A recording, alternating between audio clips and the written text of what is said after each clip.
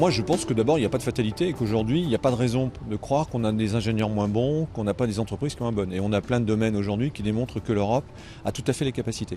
Je pense en revanche que si vous regardez ce qui s'est passé en Chine ou ce qui s'est passé aux États-Unis, en particulier dans le secteur du cloud, et je vais parler plutôt du secteur du cloud, en fin de compte, on voit qu'il y a 4 facteurs qui aujourd'hui ont été mis en œuvre par ces régions, les États-Unis ou la Chine, qui n'ont pas été mis en œuvre en Europe. Le premier, c'est la politique publique.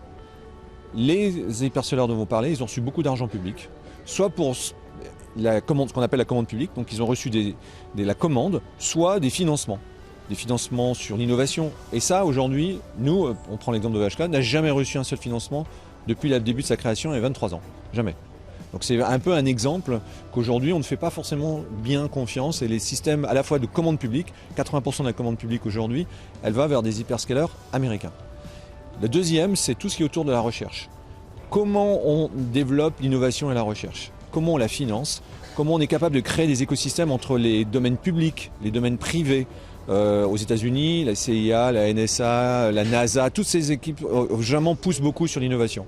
Le troisième, c'est les financements. Et quand je parle financement, ce n'est pas le financement public, c'est le financement, on est dans ce salon, c'est vraiment le financement de l'equity, c'est-à-dire les startups, les ventures, les scale-up.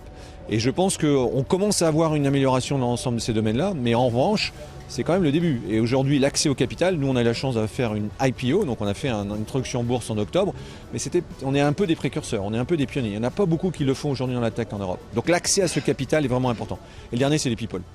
La formation, les doctorants, l'accès à des ressources aujourd'hui de compétences, c'est vraiment important. Et il faut créer cet écosystème avec ces 4 facteurs pour être capable de créer